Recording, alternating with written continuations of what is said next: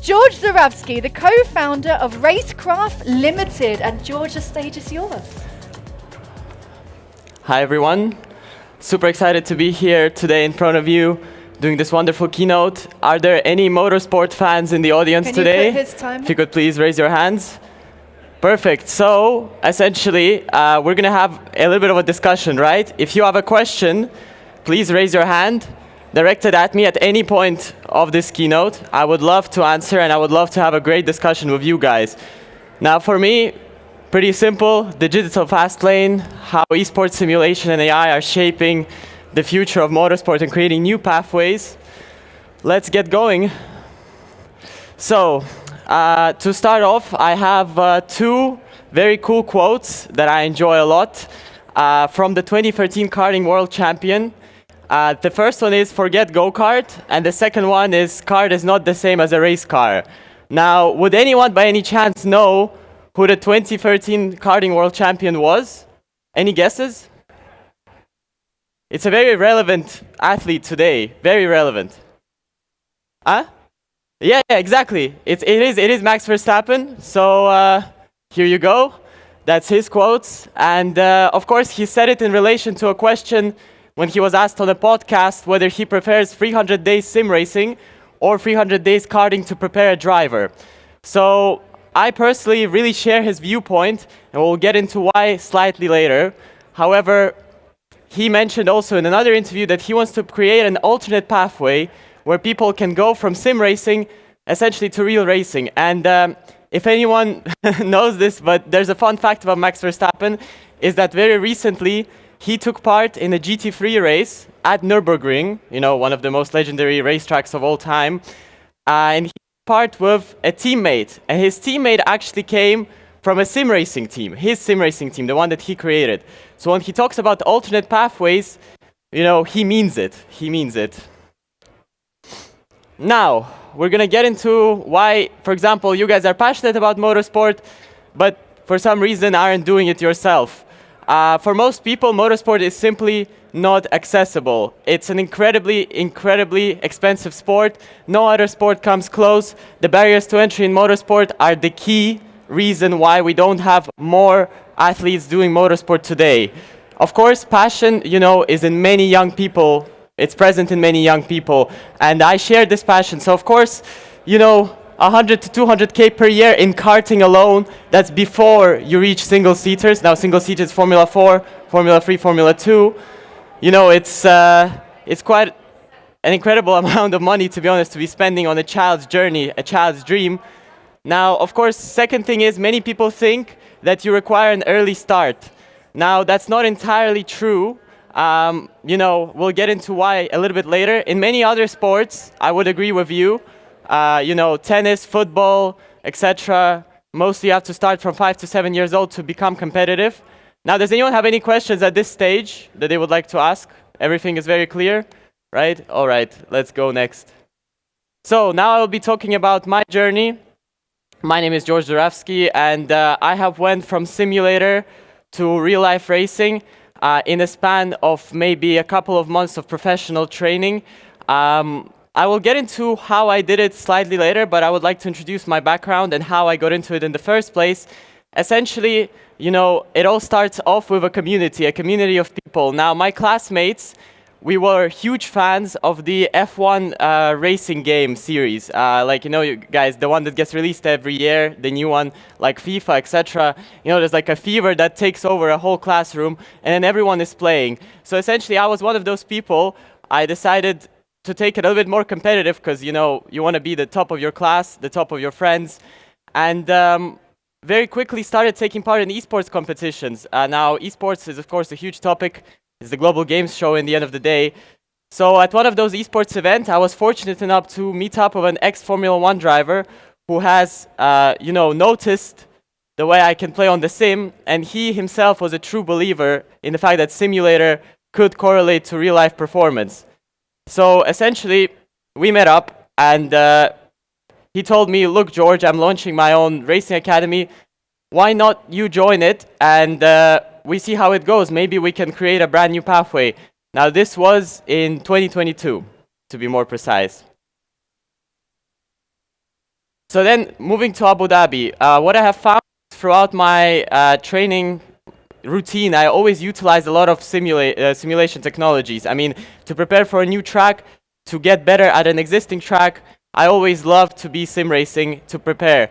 However, once I was moving to Abu Dhabi, and that was in August 2024, I have found that unfortunately I couldn't find any racing simulation centers here where I could, have a community of people that train with me, etc. But what was even more, challenging for me was finding components because, they have to be shipped from abroad most of the time. And also there was, unfortunately, a lack of ready-made solutions with delivery. So I have decided that, this wonderful city truly deserves its own sim racing venue and a place where sim racing enthusiasts and racing enthusiasts, esports enthusiasts can gather and enjoy the art of virtual racing. So we moved to the solution. The solution is Racecraft, a company that has been established as a, reply to these challenges. Now, Racecraft, we would like, as a Racecraft, to be more than just a sim racing company. We would like to be a partner and enabler in real-world talent developments. What does that mean? I would like to see more drivers like myself going from the simulator to a real car. Now, as we speak, we have an academy that, we have a couple of people there. We have professional coaches there as well. And we are so excited to be doing this because, having more stories like my own is what would be really needed in motorsport. We talk always about, video games. Video games, you talk about FIFA. In FIFA, for example, when you play FIFA, what's the issue? Playing FIFA doesn't make you better at playing football, right? Same with NBA games and pretty much all other games. They don't make you better at the sport. It's a very different gameplay dynamic. Whereas here, truly, racing is unique in a way that your hobby can be turned into your job. With a lot of talent and, of course, a lot of luck as well. We would like to essentially create something that supports not only professionals, but also fans. People can connect with motorsport in more ways than one. We have got a booth over there with our Racecraft simulator there. Please come by and try just to see, to connect with motorsport, especially if you love it. I think it's the easiest way to interact with a racing car is through a simulation. Now, I've mentioned, we are the first of its kind home of sim racing, but also motorsports culture. And we would like to make motorsports more accessible, inclusive, and more exciting. Now, why choose us? We have got the best-in-class simulators. We are very flexible. We're able to deliver events outside of our venue as well. Like, for example, here today, we've got a simulator. We've got a proven coaching and development track. We have brought over to Abu Dhabi some wonderful coaches, active Formula 3 drivers that have raced in FIA 3, started on pole positions, etc. These type of people. And essentially, they have done many coaching of real-life driving and are now experimenting in this hybrid approach. As well as that, it's important to note that we have got a great event execution capability where we essentially help companies, reach new audiences by having, for example, a simulator in their branding at their corporate event. So yes, moving into what's in it for B2B. Simulators on demand anywhere within the UAE, GCC, and also pretty much if there's any of you that want them in other countries, we can also give it a try. We have got also the option to have exclusive venue access to our venue. It is on Reem Island. We have got almost 20 simulators there. And it's a great way to connect, to do team building, etc., etc. Of course, the amplifying brand strategy is also great because you connect with, motorsport. And motorsport right now is one of the fastest growing sports in the world. And of course, the engagement of new audiences is also very important. These are our recent engagements, some great companies that we've worked with. It's worth noting that Racecraft was only, fully operational maybe under 2 months ago. I think we opened on October 18th. And in such a short span of time, we have been very privileged to have engagements with these companies. And we hope for many, many more companies to join in the upcoming months. Now, one of things that I'm very passionate about, as for many people in this audience today, I'm sure, It's the motorsport and AI vision. I have done many research papers, as I'm a big fan of AI, just like many people are. I feel like it opens doors like nothing ever has in this world. It makes things a lot easier and a lot more accessible for many of us. So essentially, I was thinking how to integrate AI into something that I love most, which is motorsport. I have noticed that there's a true lack of professional coaching solutions powered by AI on the market. I believe that AI can capture data like nothing else and can also analyze data faster than any human being ever can. In motorsport, it's all about data. So fast data analysis translates into real-world results, and this can be used by both mass market people, like for example amateurs, sim racers alike, and also can be integrated into the helmets of real-world racing drivers. Now, I would be honest with you right now in telling you a story. I was racing, maybe some of you know, Red Bull Ring in Austria.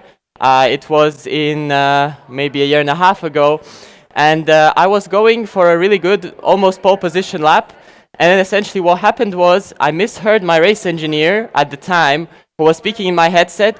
He was telling me push, push. Because I couldn't hear him, I heard box, box. And so essentially on my fastest lap, I went into the pits, and that kind of ruined my qualifying session. That's why I'm a big fan of getting rid of people talking into the microphone who sometimes are maybe talking not clear enough or making mistakes, and replacing them with AI, whereby the clarity will be super easy. It will be super easy to hear. We will not be losing any more pole positions, because I can't tell you the feeling that I felt after going into the pits and then everyone being like, well, why are you here? It was pretty embarrassing, to be honest. But yeah. Now, why exactly does AI in motorsport matter? So racing, as I mentioned, is all about data. In many industries, data is important, but especially in racing. And very minor mistakes can lead to huge consequences. Like, for example, the one that I've just mentioned. A miscommunication means that you lose a whole race weekend. Now, I want to get into the future vision of Racecraft as a company. So, of course, we've got AI motorsport engineering. We would like to, collaborate potentially with AI companies to deliver a product that's very useful for racing drivers alike. We would like to redefine motorsport entry through sim racing, essentially proposing an alternate ladder, a karting ladder, to karting, sorry, an alternative to karting, whereby it's accessible to anyone regardless of their age, or of their, for example, budget that they have, because inevitably in racing you need to talk about budget. Everything in racing is about budget that you can raise for the season.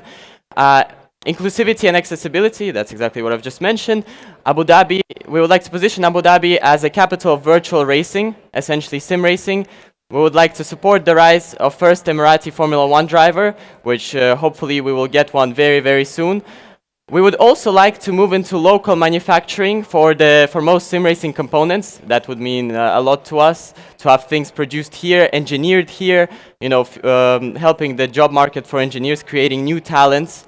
And of course, economic diversification through esports. For example, like this wonderful global games show that we have going on. It's really great to be connecting with people, talented people in this industry. And more sim-to-track stories, like myself, more people going from simulator to real-world racing. And then, of course, road safety, which is also a huge component. I feel like on the simulator, you can really learn how to drive a car, how to be in control of a car, of a road car, or of a race car alike.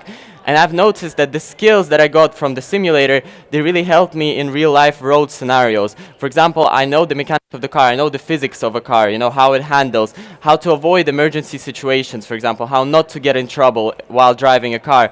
These things, they are hugely important. And road safety is a huge topic for the FIA, International Motorsport Fédération Internationale Automobile, as it's called. The FIA has invested a lot into road safety programs.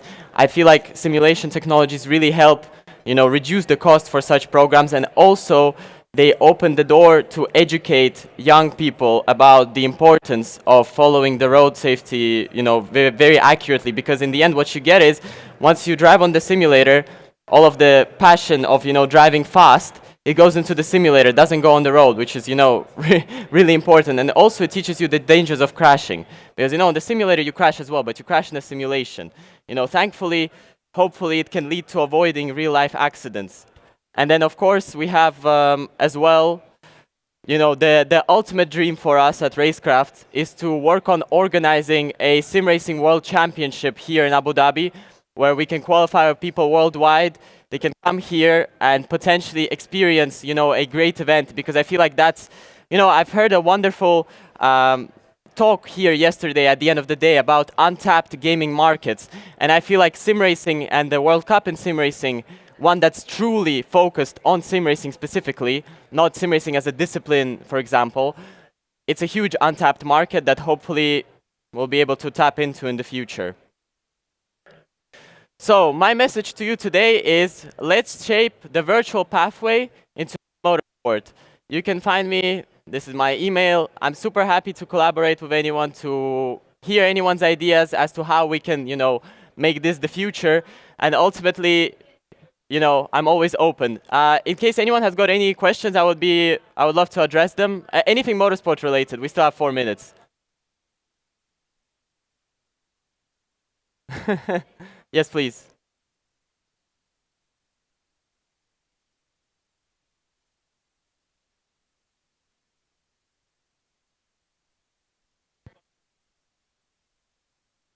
Oh, here we go. Oh, you have a microphone now. Okay, but anyways, I heard the question. The question was how we can train virtual drivers to become real drivers by the physical requirements, right? That's a really good question, and I'm really happy that you asked it, because in my journey as a sim racer, going to the real track, actually the gym played a huge part in what I was doing. It was essentially 3 hours, 6 days a week of sim training, and then 2 hours, 6 days a week of gym. At least. That's like the bare minimum, you know, the physical requirements of driving a Formula car, they're huge, and this is what many racing drivers tell you. Know, in Singapore, drivers in Formula 1 lose 3 kgs in an hour of racing, so it's hugely important to be physically prepared, but I believe that as well, you know, we can build an infrastructure. Well, for example, the coaches that are coaching me, they will be coaching the next generation, because the pathway that I've had, it's not unique, it can be replicated. That's what I believe in. I believe that I can get, for example, my coach to coach other coaches to coach other drivers, essentially, because the program is the same. Essentially, you have to put a lot of strain on the neck, because the neck muscles are key. You know, as a racing driver, you're strapped in to seat belts everywhere. So the neck is the only thing that's left very vulnerable, and that's the key. You know, I remember one of the trainings was you had to lift with your neck, you know, big metal plates that were like 20 kgs like this. So it was quite extreme, but it's definitely possible. Any other questions? No? All right. Then we will wrap up. Thank you very much for your time. I hope that you've enjoyed this, and I hope that we will build the future of motorsport together.